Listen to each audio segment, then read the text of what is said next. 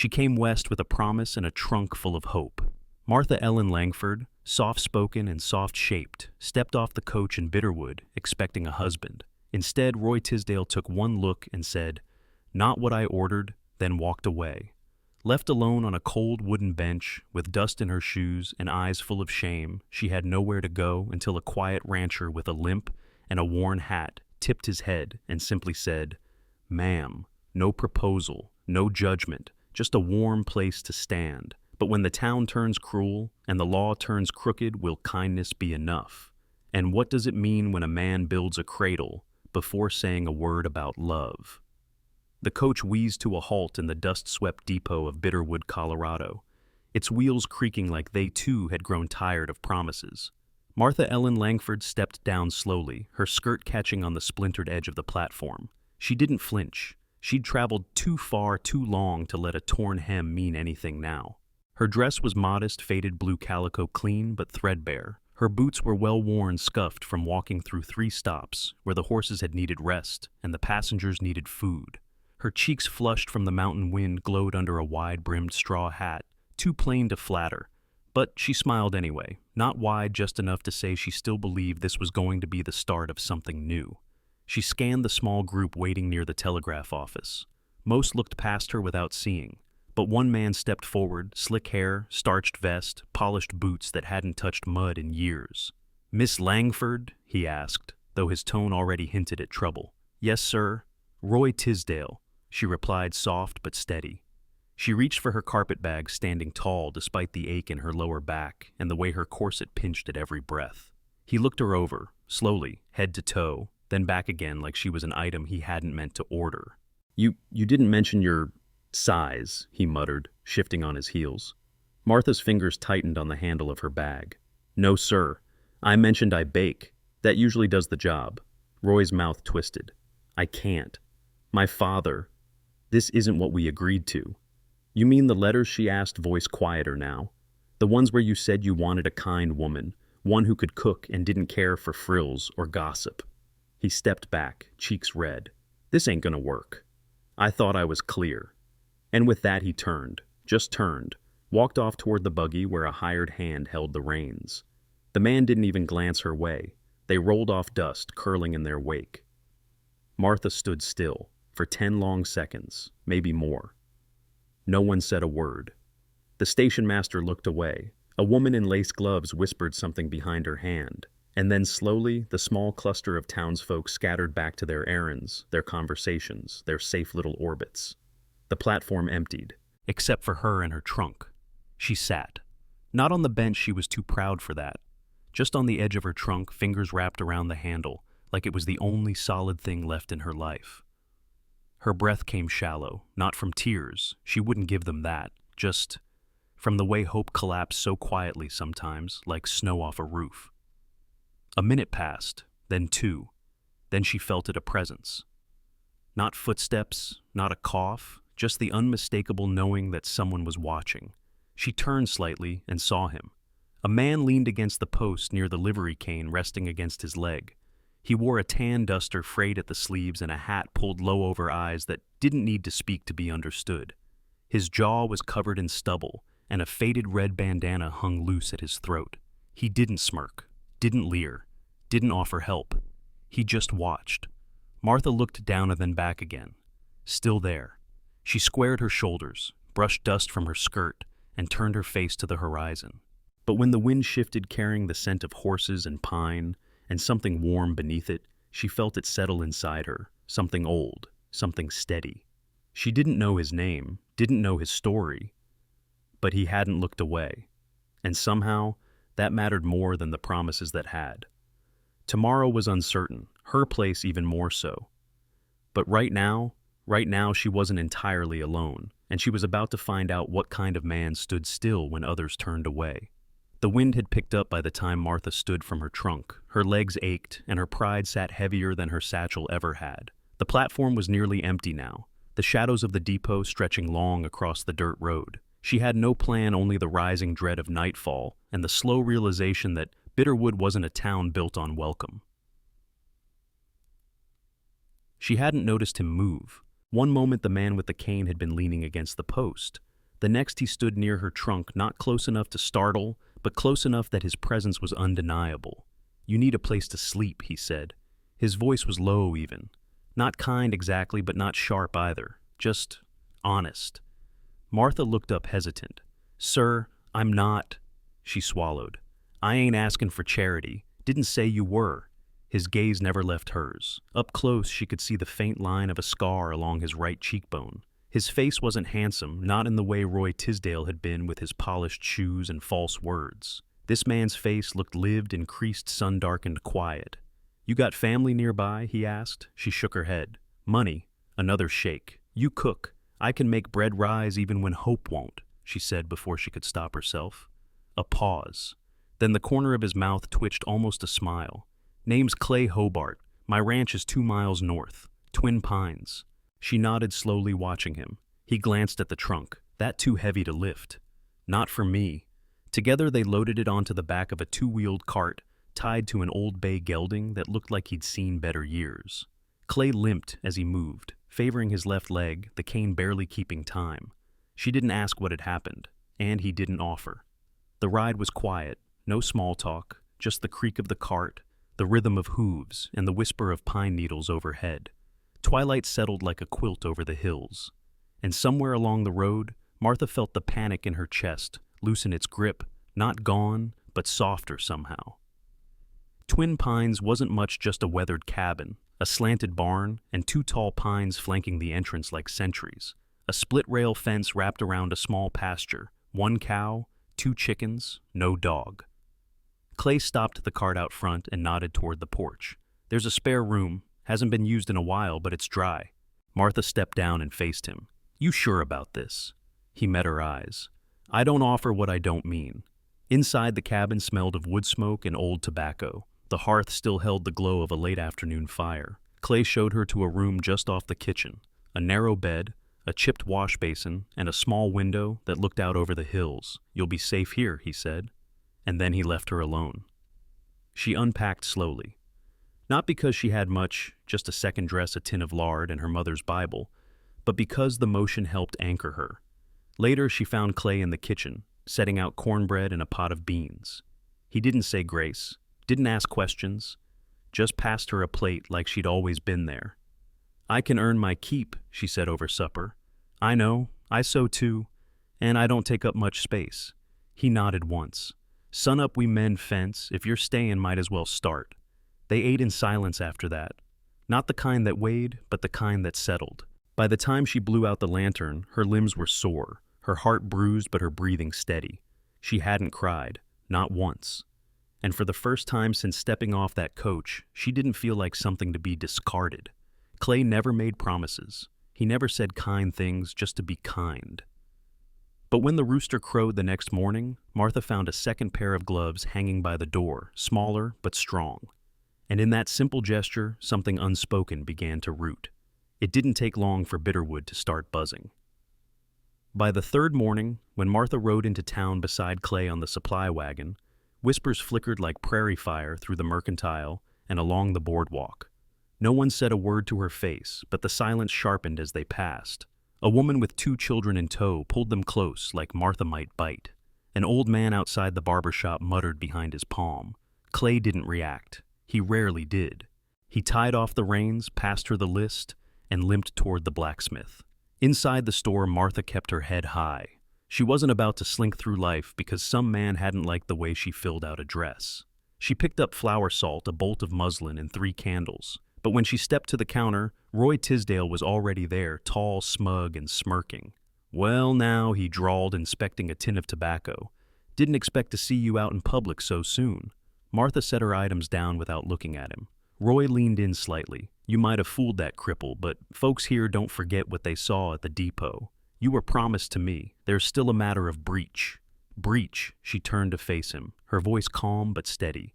"You broke your word in front of half the town, Mr. Tisdale." He shrugged. "Still legal, missy, still on paper. My father's looking into it." Martha's hands trembled slightly as she reached into her pocket for Clay's money. She laid it on the counter, counted exact change, and met the shopkeeper's eyes. "Just ring me up, please." Roy chuckled low. "Won't be long before you're run off that ranch, too."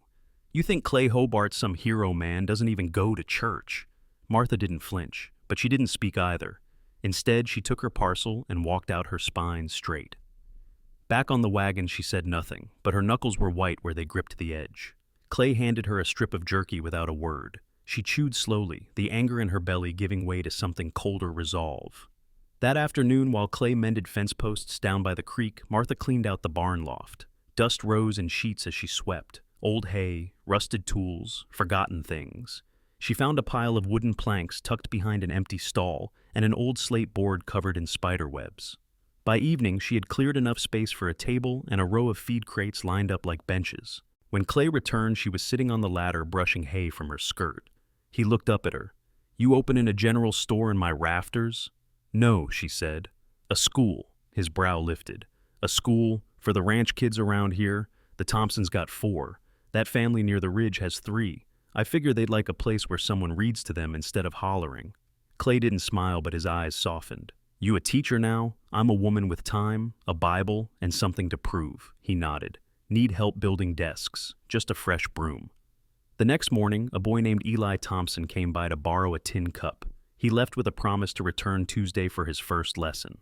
Then came 2 sisters with freckles and gap-toothed grins. By week's end, 6 children sat cross-legged in the loft, eyes wide as Martha read aloud from Pilgrim's Progress. She didn't speak of Roy or his threats, but word got out anyway. One afternoon, Deputy Walker rode up the trail and dismounted slow boots, crunching gravel. He stood by the fence, arms crossed. Morning, Clay said, leaning on his cane. Walker nodded toward the barn. "Judge Tisdale sent me. Says the woman up here might be unlawfully occupying private land. She ain't. Says she broke a contract. No, his son broke her dignity. That don't hold up in court." Walker shifted his weight. "Town's talking. This could get messy." Clay's voice was quiet. "Then tell the town to come up here and watch her teach a bunch of barefoot kids how to read." Walker blinked, then tipped his hat. "I'll tell the judge." He rode off. Clay stood there a while, watching the dust settle. In the barn loft, Martha read the last line of the chapter and looked up. A dozen eager eyes stared back, waiting. Outside, someone laughed, a real full laugh. Clay looked toward the barn and realized it was her. For the first time, the sky was a clear, heavy blue the morning of the church picnic.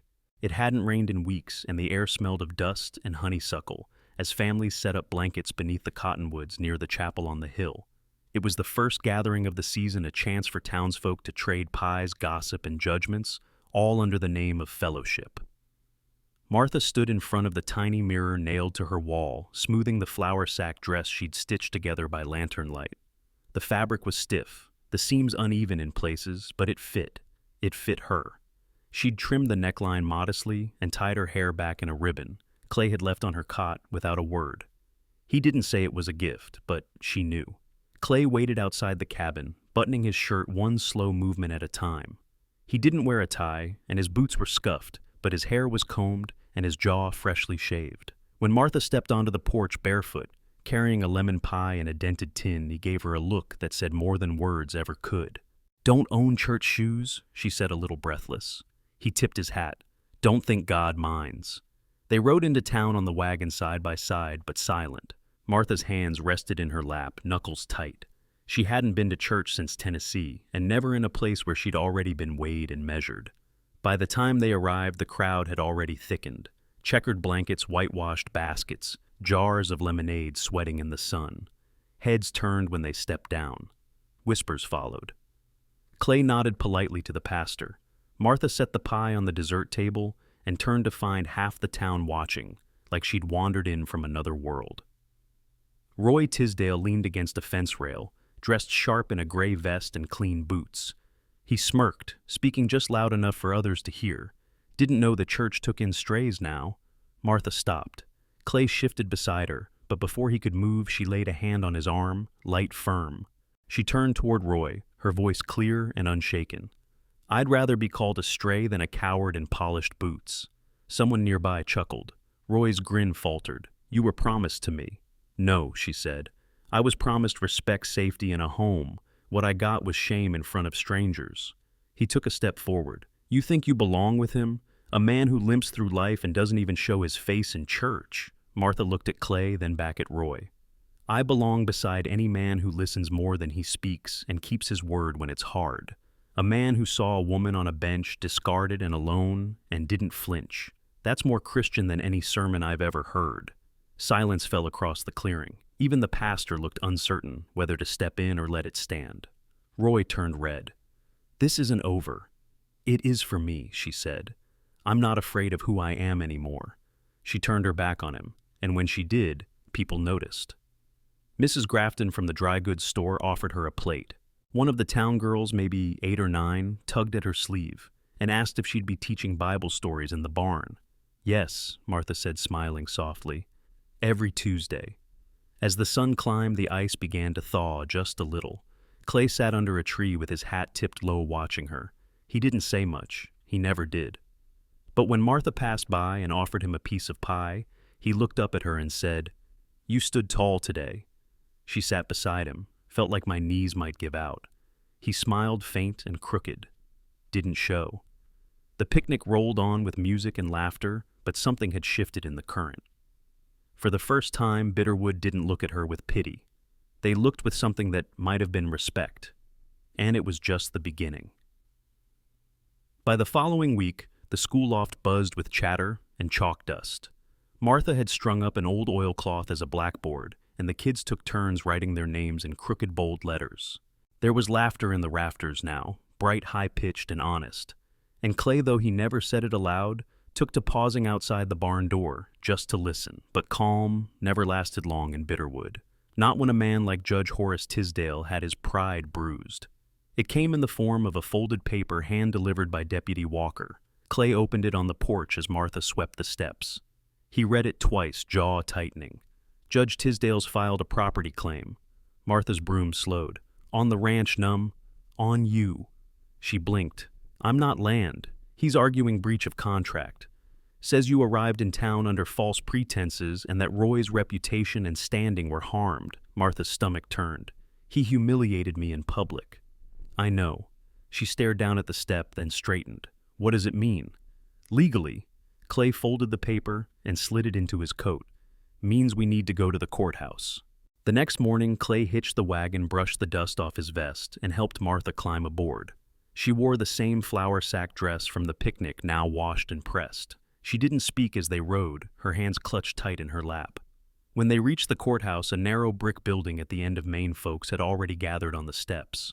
Roy leaned against a post, smug as ever, while Judge Tisdale stood tall in a fine wool coat, his gold pocket watch visible with every pompous motion. Miss Langford, the judge greeted with mock civility. I trust you've reconsidered your place in this matter. Clay spoke before Martha could. She never had a place with you to begin with. Judge Tisdale's lips thinned. Then I suppose we'll settle this in chambers. Inside the courtroom was quiet but charged. The judge, being the plaintiff's father, had recused himself in favor of a visiting circuit judge, a lean, sun-worn man named Judge Hawley, who'd seen more drama in mining towns than any city courtroom. I understand there's a dispute over a failed engagement, Hawley said, tapping his gavel once. Let's hear it. Roy stepped forward first, all feigned poise and false charm. She arrived different than expected, misrepresented herself in letters. There was no marriage, and yet now she's residing with another man. Gasps fluttered in the small gallery. Judge Hawley looked unimpressed. Did you offer to reimburse her travel offer shelter? Roy cleared his throat. That wasn't part of the agreement. Martha stood then. Her voice was calm but rang clear. The agreement was a promise of marriage. I came based on his words. He rejected me in public, called off the engagement without cause. That's not my breach, it's his. She pulled a letter from her satchel, the paper creased but clean. This is his last letter before I arrived. It says he couldn't wait to meet me, that my baking reminded him of his mother, and that he admired my self-sufficiency. Judge Hawley read it slowly, then set it down. Well, that settles the matter of intent. Tisdale tried to interject. My son was misled. No, the judge cut in. Your son changed his mind when it suited him and now wants to control what happens next. He turned to Martha. You're under no obligation to him. You're free to live where you wish. Martha's eyes welled, but she didn't blink, just nodded once. Roy's face reddened, but he held his tongue. Outside, as they stepped into the morning sun, the same folks who had watched her arrival now looked at her differently, some with respect, some with quiet curiosity. Martha exhaled slowly, relief and fire mixing in her chest. "Reckon that's over." Clay didn't smile, but he said, "Not for them. Men like Tisdale don't let go that easy." And he was right, because that night, as the stars climbed high and the wind grew sharp, the faint smell of smoke curled across the field from the direction of the barn. And by the time Martha stepped outside, the sky behind the loft glowed orange. The fire ate through the barn roof faster than any lightning ever could. By the time Clay reached it, limping hard, the sky glowed like an open wound, and the school loft, the books, the blackboard, the pie tins Martha had hammered into makeshift windows was already gone. He and Martha used every bucket they had, hands blistered and faces scorched, but by dawn the barn was a shell of blackened beams and smoldering ash. The school was gone, and with it, something else, something harder to name. Martha stood barefoot in the mud soot streaking her cheeks, dress damp from sweat and creek water. She stared at the smoking wreckage with eyes hollow from exhaustion. "Kids'll be heartbroken," she whispered. Clay looked at her, then passed her to the field. A bottle lay just off the trail, empty, scorched at the base, reeking of kerosene. He picked it up slowly. This wasn't an accident. Martha didn't answer. She didn't need to. Sheriff Greaves showed up just after sunrise, rubbing sleep from his eyes and squinting at the charred remains. "Clay," he said, voice low. "Sorry to hear it. Word reached town an hour ago." Clay said nothing, just handed him the scorched bottle. Greaves sniffed. "That's kerosene, all right, but it ain't proof." "There's more," Clay said. Greaves sighed. "Look, I believe you. I do. But a fire without a witness and a bottle don't tie back to anyone in particular. Someone came onto my land, I know, but unless you caught him in with a match in his hand." Clay's jaw tightened. Martha stepped forward. "There was a letter tacked to the barn door before it burned. I read it before it turned to ash." Greaves raised an eyebrow. "You remember what it said?" She nodded. "Said I could still make things right. Said Clay didn't have to take the fall." That gave Greaves pause. "And you didn't save it." "It burned before I could reach it." Greaves scratched the back of his neck. "All right, I'll ask around. But Clay, stay close for a few days." The sheriff turned to leave but paused. "Town's been waiting for a reason to talk. Don't give 'em more than they already got." 2 hours later, Clay was in jail. Greaves showed up with 2 deputies and a warrant signed by Judge Tisdale, citing Clay as a suspect in his own fire. The charges? Suspicion of arson and endangering minors' children who'd been known to gather in the barn. "You're setting me up," Clay said, dead calm as they cuffed him. "Not me," Greaves muttered. "I've got orders." Martha stood on the porch, eyes wide, dress still streaked with soot. "This is absurd," she said. "You know he didn't do this." "Doesn't matter what I know," Greaves replied, not unkindly. "It matters what I can prove." They took Clay without resistance. He looked back only once just before the wagon rounded the bend. "Martha," he called, voice flat. "Don't talk to Roy." She nodded, but her fist stayed clenched long after the dust settled. That evening, as Martha sat in the quiet cabin, knuckles raw from scrubbing ash off the porch steps, she heard the knock. Roy Tisdale. He stood in a dark coat hat, tilted just so, boots polished, smirk practiced. "Martha," he said like they were old friends. "Heard about the fire. Shame, really. I thought you had potential." She didn't invite him in, just stared arms crossed. "I can get him released," Roy said casually, as if offering a discount on eggs. "Judge Tisdale listens to me, always has." "And what's your price?" she asked, voice low. He smiled. "Come back to town. Let folks see you with me. It'll quiet things down." "You think I'd walk back into your shadow for Clay's freedom?" He shrugged. "I think you've run out of other options." She closed the door without a word. Inside, she stood by the cold stove, heart pounding like a freight train on loose rails. She didn't cry. Instead, she walked to the corner of the cabin and pulled out her sewing box. Tucked beneath the fabric scraps was something half-burned from the fire, a charred edge of paper, faint ink still visible. Just enough to read a name, just enough to prove someone had written it. And now, someone was going to answer for it. The Bitterwood Courthouse wasn't much, just one large room with old pine floors, a squeaky bench, and a judge's desk that leaned slightly to the right, but by the time Martha walked in that Thursday morning, it felt like the eyes of the entire town were waiting. Every seat was filled. Mrs. Grafton from the dry goods was in the front row. Even Deputy Walker stood stiff in the back, arms folded. And at the center of it all sat Clay Hobart, shackled at the wrists, his face calm, unreadable. Martha clutched her bundle of papers close to her chest as she stepped through the aisle. Her hands trembled, but her spine stayed straight. Judge Hawley glanced up from the bench. "Miss Langford, you understand this is an evidentiary hearing, not a trial." "I do," she said. "Then state your piece." Martha looked at Clay first. He didn't nod, didn't blink, just met her gaze with that same unspoken steadiness he always carried like an old oak weathering one more storm. She turned toward the courtroom. "3 nights ago, someone burned down Clay Hobart's barn," she said, voice clear. "The sheriff brought him in based on a planted whiskey bottle and no real proof.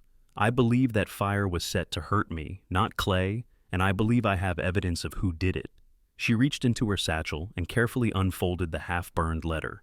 Its edges were blackened and curled, but the center still held faint ink. She laid it on the judge's desk. "This was nailed to the barn door before the fire. I read it just before the flames took it. I managed to pull this scrap from the ashes later. You can still see part of the message." Judge Hawley adjusted his spectacles. "Should have taken the offer. Clay won't walk free unless—" He paused, then squinted closer. "And this here looks like a signature. Starts with an R." She nodded. "I believe it's Roy Tisdale's handwriting, and I believe he wrote it in haste." Judge Hawley frowned. "That's a serious accusation, Miss Langford." Martha turned facing the gallery. "When he came to my door the night after the fire, Roy said he could have Clay released if I returned to town with him. He said the judge listens to him, that all I had to do was walk away." A murmur ran through the room. Roy, seated behind his father, stood sharply. "She's lying," he shouted. Judge Hawley banged his gavel. "You'll sit or you'll leave." Roy's face twisted, but he sat. Martha continued holding her ground. "I know the letter's not full proof, but I also know that Clay Hobart never once raised his voice, let alone a torch. And I believe others can confirm the handwriting." The judge raised an eyebrow. "You have such a person?" A thin man in spectacles stood from the back row. "Mr. Kilmer, the postmaster. I've got 6 letters Roy Tisdale sent from this very town. I handled them myself. If you let me compare, I can say whether that's his hand or not." Judge Hawley motioned him forward. Kilmer took both documents, Martha's burned scrap and a letter Roy had foolishly left at the dry goods store to be mailed the week prior. It didn't take long. Same slant, same looped Y, same way he crosses his T's like a butcher knife. That's his handwriting, all right. The room exploded in murmurs. Roy stood again, but this time his father put a hand on his arm, firm. Judge Hawley leaned back. "I find there's sufficient evidence to dismiss the charges against Mr. Hobart immediately. Sheriff, unshackle him." Greaves nodded and moved to Clay's side, unlocking the chains with quiet efficiency. Clay stood slowly. He didn't gloat, didn't speak. He just walked down the center aisle and stopped beside Martha. "Thank you," he said, voice rough but sure. She looked up at him, cheeks damp. "I told you I wouldn't let him win." Clay touched the brim of his hat, and for once smiled just a flicker like sunrise through storm clouds. The crowd parted as they walked out side by side. And though the sun was high and bright, the real warmth that morning came from something else entirely. From truth spoken, proven, and heard. The dust still hadn't settled from the courthouse steps when Roy Tisdale's world began to shrink. News of the forged letter, the handwriting match, and the courtroom unraveling of his scheme spread faster than gossip after Sunday service. By mid-afternoon, the same folks who used to nod politely at him in town were crossing the street to avoid eye contact. But the real shift came the next day when Judge Hawley signed an order. Roy was fined for fraud, barred from holding any local office for 5 years, and instructed to pay restitution to Clay Hobart for damages related to the false accusation and legal fees. Judge Tisdale didn't show up in court to defend his son. He stayed holed up in his house on Magnolia Street, his curtains drawn tight. He hadn't been shamed this deeply since the county denied his bid for state office years ago, but this time, he didn't have the power to twist it back in his favor. Martha and Clay stood outside the courthouse together when the final verdict was posted on the bulletin board. A small crowd gathered around, murmuring, reading. Sheriff Greaves walked up, hat in hand. "Martha," he said, clearing his throat, "I owe you an apology. Shouldn't have hauled Clay off like that without more to stand on." She met his gaze calm but firm. "You did your job, but next time, Look a little deeper. Greaves nodded. Fair enough. He turned to Clay and extended a hand. No hard feelings. Clay paused, then shook it once. Just don't let it happen again. Greaves gave a short laugh and stepped aside. Then, almost like something had shifted in the soil itself, townsfolk began approaching one by one. Mrs. Grafton from the dry goods handed Martha a bundle wrapped in red checkered cloth. Thought maybe you could use some new readers. There's Little Women and Robinson Crusoe in there. Martha blinked. Where'd you been saving them for my grandkids? But maybe your barn kids could use them more. Then came Eli Thompson's father, offering to donate timber for a new roof. Then the mail clerk. Then the widow Dawson, whose oldest granddaughter had been too shy to come to the loft before, but now wanted to learn her letters. It wasn't a parade, no big words, just quiet offers, shoulders squared, hats tipped. Later that week, Clay stood beside the ash heap where the barn had once stood, watching Martha plant daffodil bulbs in the soil near the front post. She dug with steady hands, her sleeves rolled up a smudge of dirt on her cheek. Never known anyone to plant flowers where fire burned, he said softly. They'll come back, she replied, not looking up. Things do. If you let 'em. He watched her a moment, then pulled a rolled set of drawings from his coat pocket, rough sketches done in pencil and not much for show. Got plans, he said. Schoolhouse, just one room to start. I can do most of the building. Already asked the pastor if the church would pitch in with benches. She wiped her hands on her skirt and took the sketch's eyes, tracing the lines. This one's near the vegetable garden. Thought kids could get snacks without asking. She smiled, eyes bright but misty. And here I thought you weren't the sentimental type. I ain't, he said, then paused. But I figure if you're gonna teach half the county, might as well do it right. That night, a lantern burned in the cabin window long after supper. Not because something was wrong, but because something was beginning. Martha read aloud from one of the donated books as Clay carved joints for new beams at the table. The quiet between them felt full, not like silence used to, but like a kind of understanding too deep to name. Outside, the wind shifted, and in the place where gossip once ruled, something else was rising. Respect, earned publicly, and this time, not easily shaken. By the time spring rolled around, bitterwood was blooming, and not just in the flower beds. The new schoolhouse stood beside the garden, its frame built by Clay's own hand, each beam notched with quiet care. The children called it Miss Martha's place, even though Martha never asked for a title. She said it wasn't hers. It belonged to the kids and to the town, and maybe even to the West itself, the way it always claimed its own through weather and will. Clay hadn't said much about the work. He just rose early, boiled coffee, and went out to hammer and saw with that steady rhythm that matched the beat of the land. He still walked with a limp, still-hated fuss, but his shoulders had started to ease. His silences no longer held ghosts, just space. And Martha, she'd unpacked her trunk. Not all at once, just in quiet pieces. First the cast-iron skillet from her mother, then the lace collar she used to keep pressed in a Bible, and finally the small embroidered handkerchief with her initials tucked in the corner of the top drawer Clay had cleared out for her weeks ago but never mentioned. One morning, near the tail end of March, Martha came down the stairs and stopped short. Clay stood by the stove flipping cornbread on a skillet. A second cup of coffee steamed beside hers. And beside that, between the bread box and the butter churn, sat a wooden cradle, small, simple, sanded smooth, its rockers curved like a soft sigh. She stepped closer, ran a finger along the edge. You, building for someone, she asked, voice low. He didn't look up from the pan. Reckon we better make room for one more pair of boots. She blinked. I ain't expecting. I know. The silence stretched. Not uncomfortable, just full. She sank into the chair beside the table, watching him. You never asked me to marry you. Clay flipped the cornbread again. Didn't think I needed to. Martha smiled slow and warm. You didn't. He finally met her eyes then, and something passed between them, something old and deep and quietly certain. Later that afternoon, kids showed up for class with muddy boots and wildflowers in their hands.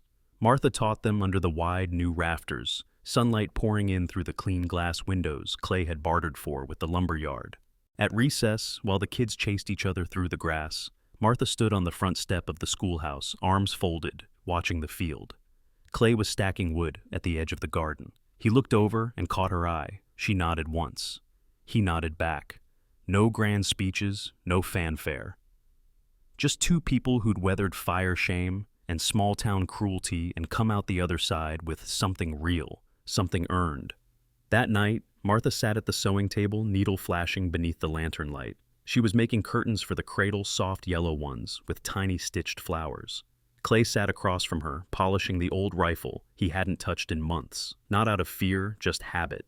The wind outside picked up, but the cabin held steady.